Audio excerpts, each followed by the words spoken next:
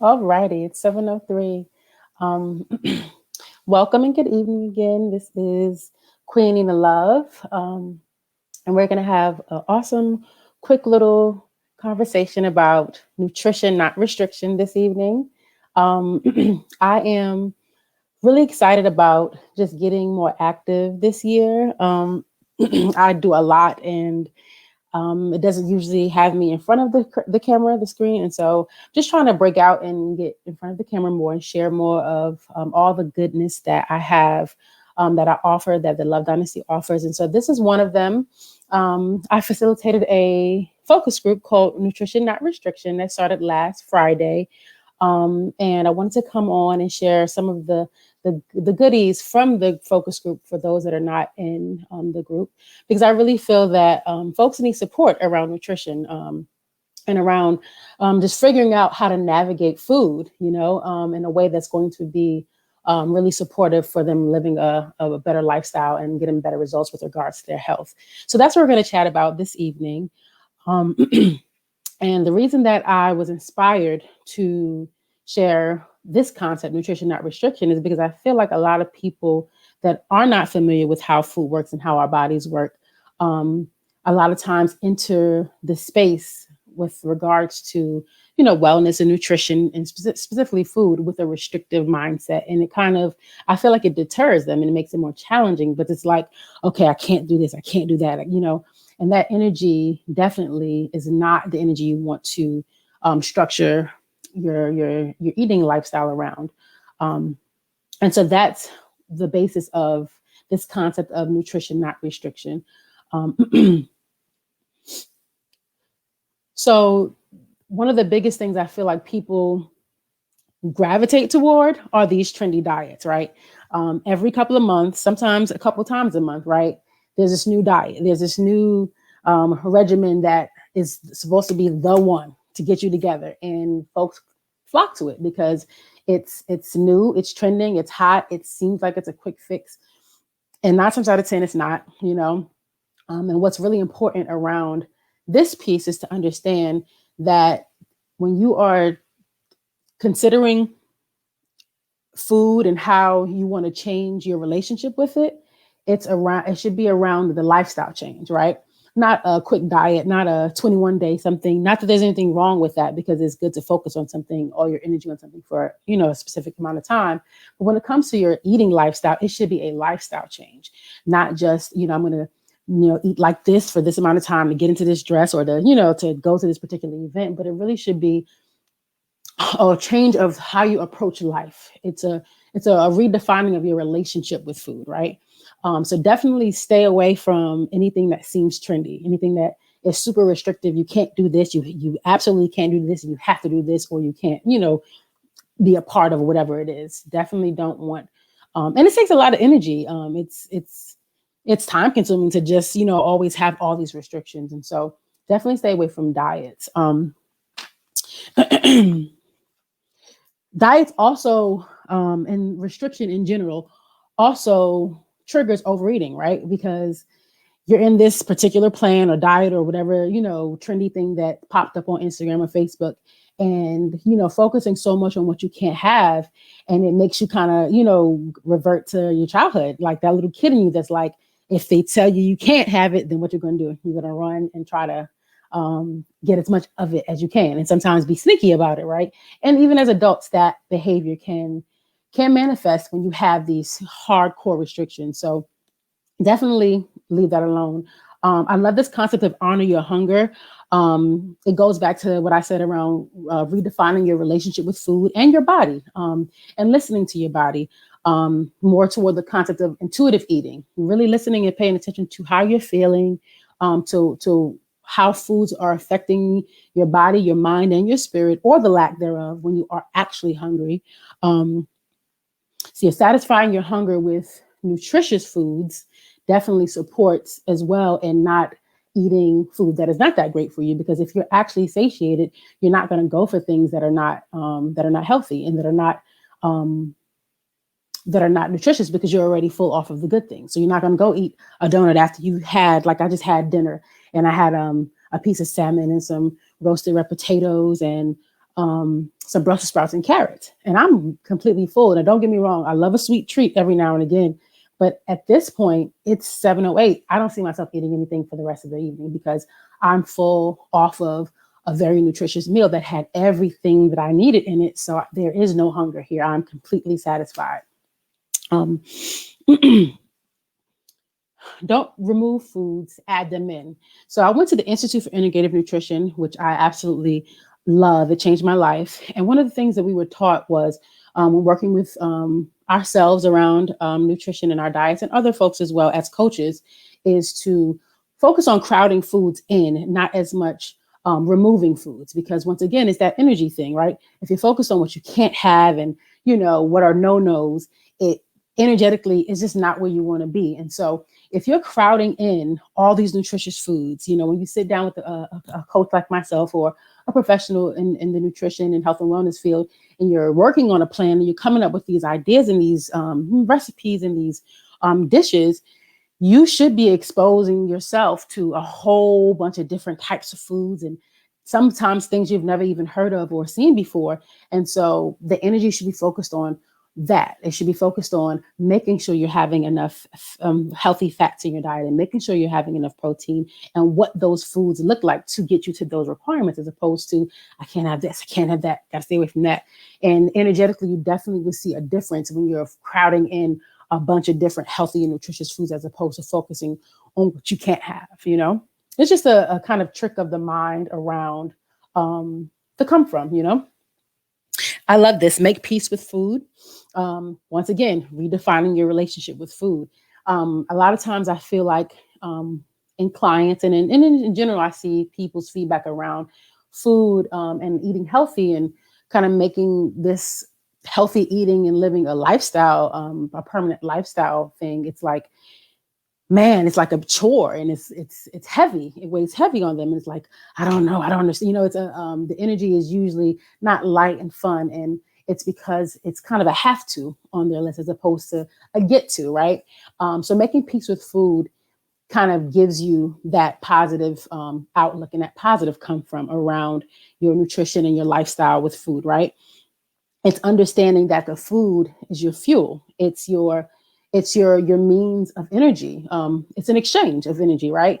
It's giving you the life that you need to sustain your life and to do the things that you need to do and want to do, because without it, you couldn't do anything, right?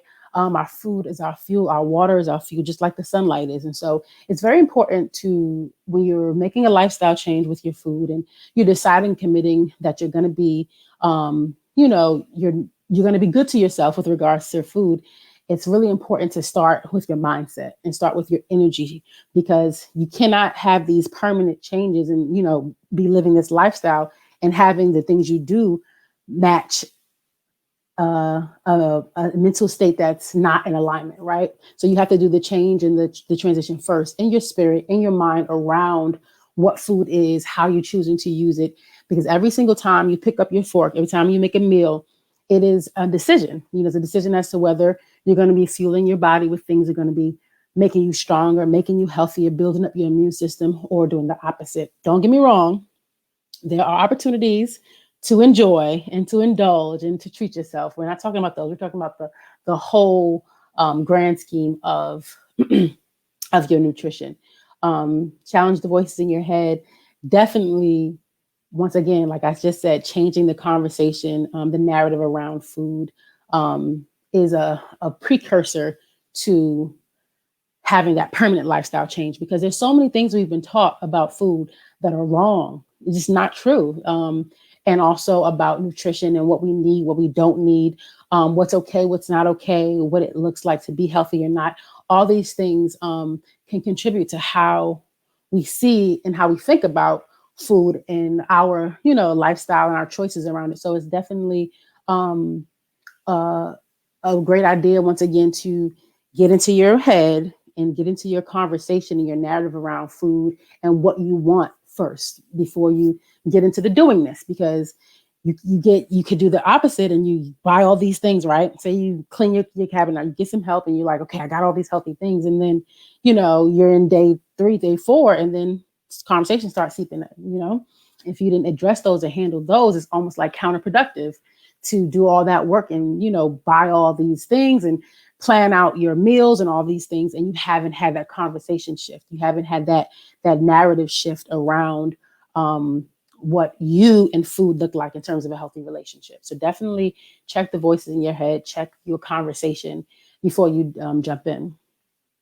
Reading labels, so huge. And this is across the board in your entire life with regards to a healthy lifestyle, not just your food, also your products, which I'm a big proponent of not putting on your body what you wouldn't put in your mouth, because it's the same, right? But reading your labels, a huge deal. It can save you so much time, so much energy, so much unnecessary crap that you can put your body through just by reading your labels. Takes 2 seconds, but it'll really give you all the information you need. Um, Not that you should be, crazy in the store, like, you know what I mean? But just be an informed consumer. It can save you the difference between buying a tomato sauce that has unnecessary amounts of sugar in it versus when it doesn't. Those types of things, especially with sugar, because there's sugar packed into everything randomly. If you're not careful, you'll be consuming a whole bunch of unnecessary sugar calories, because these food manufacturers just throw sugar in everything. And so if you're not paying attention, if you're not reading your labels, you can sabotage your goals and your intentions, because you kind of just are moving so fast and not paying attention. And there's unnecessary fat, particularly in sugar and salt, in some of the processed foods that we purchase. So if it's not natural, if it's not, and when I say natural, if it's not fruit, vegetables, seeds, nuts, grains, those things that are completely either completely raw or in a very minimally processed state, please make sure you're reading the labels, especially if you have children. You don't want to be giving your children anything that has unnecessary chemicals, unnecessary anything in it that's not, good for them. It's going to be harmful to them. So definitely read your labels. Respect your fullness. We have a tendency to overeat. We don't portion properly, right? And then we also don't pay attention to our bodies. Our bodies are designed to let you know when you are full, when you're satiated. And so we have to honor that and step away when it's time to step away. That's why it's there. That's why that signal is there. To continue to overeat it's not good for your body. So definitely respect your fullness. Discover satisfaction in the food that you're eating. I think this is really important with regards to mindful eating, which is something that we promote a lot in my wellness practice. And it's something that I need to take my own, advice. Slowing down is such a huge piece of healthy eating, in my opinion. And I struggle with it because I am a very fast paced person. My life is very full. I do a lot and I'm always trying to get to the next thing. So in teaching about healthy eating and living and mindful eating, it's helped me because I have to be my own student, right? Sitting down and actually savoring. I actually did it tonight. I'm very proud of myself, maybe because I knew I was coming on here, but actually sitting down intentionally after you say your prayer.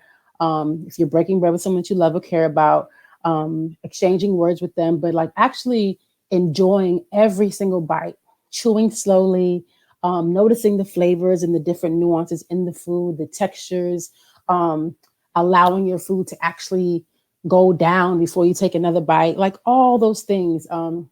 So important. And in my opinion, it's a way to honor, even if you are the cook, right? It's a way to honor the cook, the person that prepared the food for you.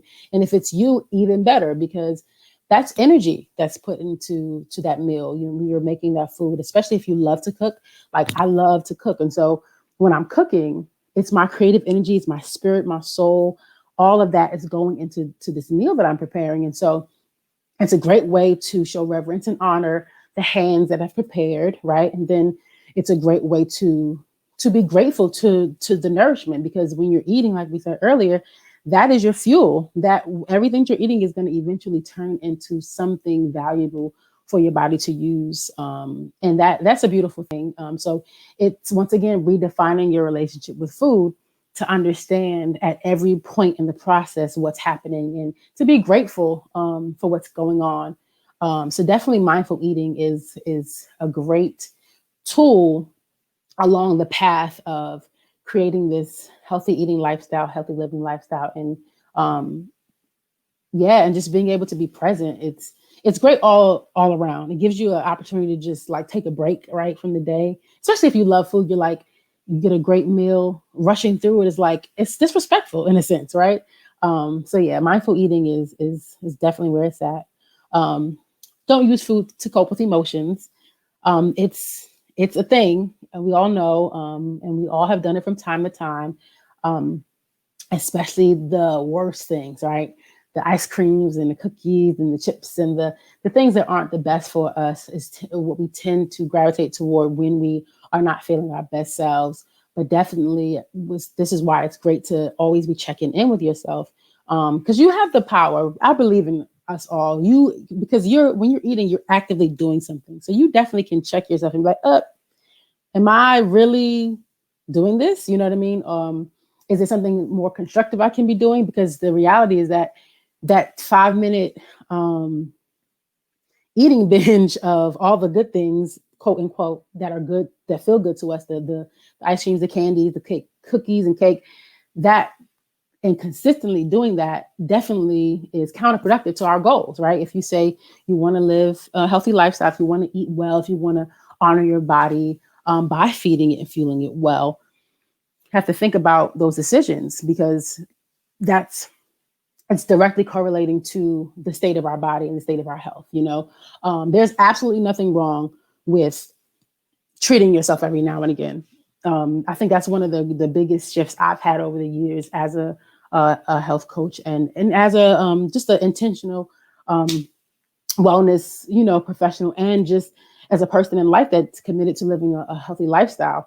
I used to be really really strict and hardcore vegan when I was younger, and I was like, oh my god, it was bad. I would not I wouldn't even eat honey because I was really hardcore, and so I think over the years I've started to understand that flexibility definitely is where it's at because the reality is that we're going to want certain things. That's just our nature, and to have these hardcore restrictions, if you know they're not realistic for yourself, it doesn't work. And so I find that creating a lifestyle with food um, around having the standard always be fueling my body properly, taking my vitamins and minerals, making sure I'm getting enough protein and healthy fats, and eating all my vegetables and eating, a colorful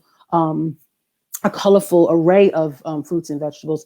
Being that is my consistent way of being and living, I get to have whatever I want when I choose to have it because the effect that it has on my body and on my everything is completely different if it wasn't the case that I was already setting that foundation, that solid foundation of a nutrient dense eating lifestyle. And that's very, very important.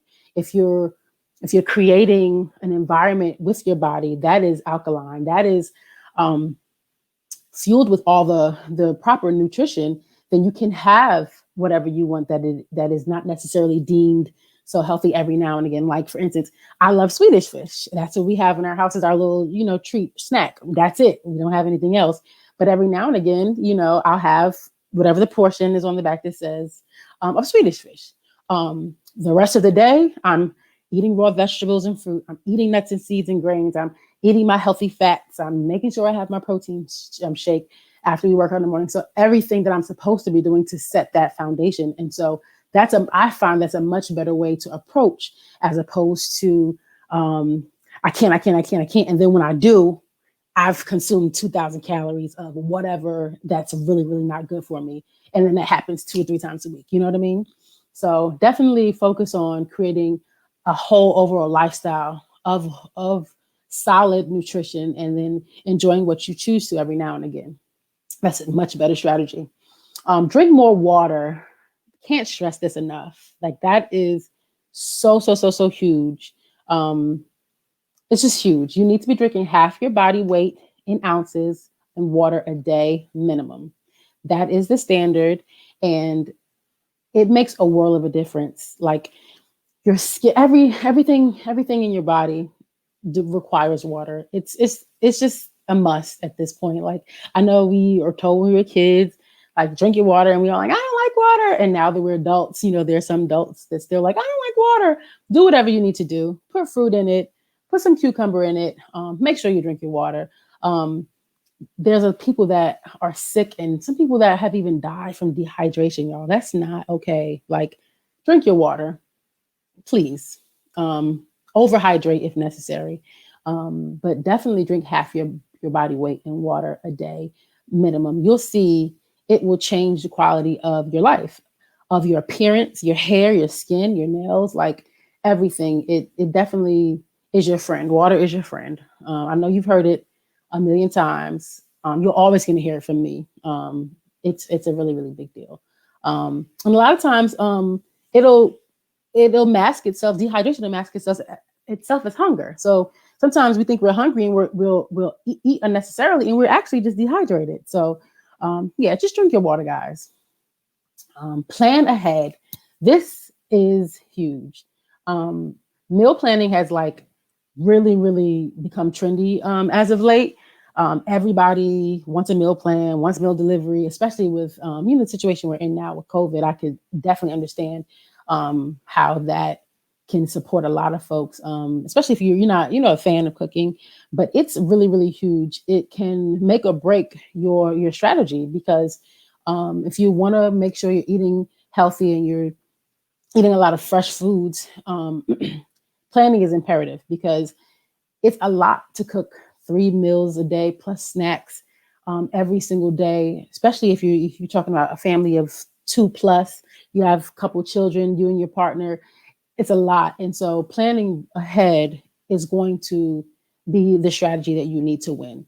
Um, Making the time to do a little prep here, do a little prep there. If you know there's something that you're going to have every day for that week, bag it up or cut it up and portion it, put it in the fridge. Anything you can think to help yourself get ahead, so that when it's time to go and actually cook, you have cut your time down, because you've done the preliminary things that need to be done. So definitely, there's so many different resources out there too for meal prepping, in terms of just strategy wise, how you can go about it. Of course, you can always just get a meal prep service, but if you do want to do it yourself, planning ahead is the way to go. It definitely alleviates a lot of stress and anxiety around it, and it helps you to shop better. I know I find that I don't do it all the time, to be honest, but when I do, I'll do the menu for 2 weeks out, and I know exactly what I'm cooking for each meal. When I go shopping, shopping's a breeze, because I'm buying what's on this list, and I'm not buying anything else. And I'm very focused. I'm in and out, and it helps a lot with also over shopping, because some of us tend to do that as well. And if you don't buy things that are not, if you stick to what's on your menu, you're not necessarily like, I know I every now and again, if I'm not being strategic, I'll go to the grocery store and I'm like, ooh, and I'll get all these little random things that are calling out to me because I'm not focused. But when I go shopping according to what's on my menu, I am like this. And I love that, because it really, really helps, because sometimes I get like a little kid in the grocery store, because I really love grocery stores. Um, we talked about this a little earlier. Feed your body with what it needs, because it is your fuel. So making sure you're eating your nutrient dense foods. You have to have your healthy fats. You have to have your protein, even if you don't eat meat. Making sure that you have solid quality plant-based protein is huge. I know that's been what's changed my experience in my body in my weight loss journey, and me getting healthy and getting stronger is really, really paying attention to my protein, my plant-based protein, and increasing it to fuel my muscles and to help burn fat, because I work out intensely every day at 4:30, and sometimes a couple of times a day. And we have to have our protein. Protein burns fat, and it helps to build quality muscle. So you're just checking in with yourself and making sure you're having all the things that you know you need um, on a daily basis. So yeah, that's all I have for you guys this evening. Nutrition, not restriction. Definitely reach out if you all need any support. Of course, I have tons of programs, all kinds of resources to support you on your journey. Thank you so much for joining, and we will see you again for another Wellness Wednesday live session. But the next live session we'll have next week will be on Monday, Money Making Mondays. I'll be joined by my business partner, Mercedes, and we'll be talking about how to get your money together. That's really, really exciting. So definitely make sure you check that out. Set your reminder if you've liked the Love Dynasty page, you'll see the Money Making Monday live, and you can just click set your reminder so that you can join us. Okay. You guys have a great evening. Peace.